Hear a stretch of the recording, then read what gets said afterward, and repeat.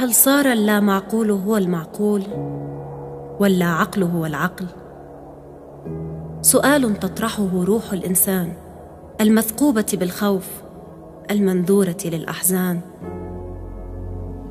هل صار الليل الضارب وحشته فوق الأرض سياجا أبديا، أم أن وراء الليل نهار وله فوق الأرض مواقيت وأوان؟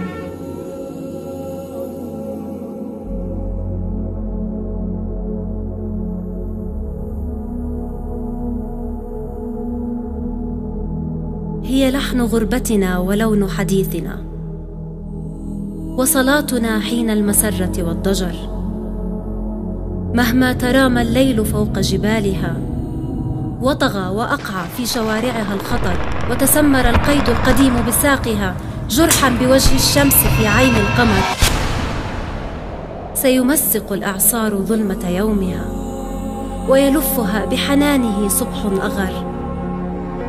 إنا كسرنا وجه غربتنا، وما أبقت ليالي النفي من زيف الصور، وتهشمت سفن الرحيل وأسلمت أنفاسها في حضن شاطئنا الأبر.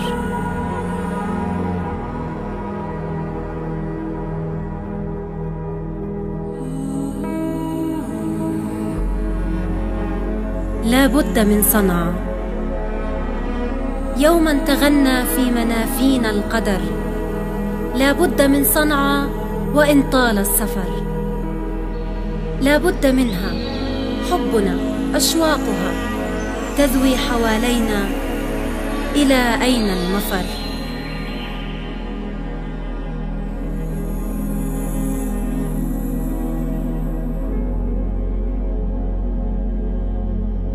إنا حملنا حزنها وجراحها تحت الجفون فأورقت وزكى الثمر. صنعاء وإن أخفت على أحزانها حينا وطال بها التبلد والخدر، سيثور في وجه الظلام صباحها حتما ويغسل جدبها يوما مطر.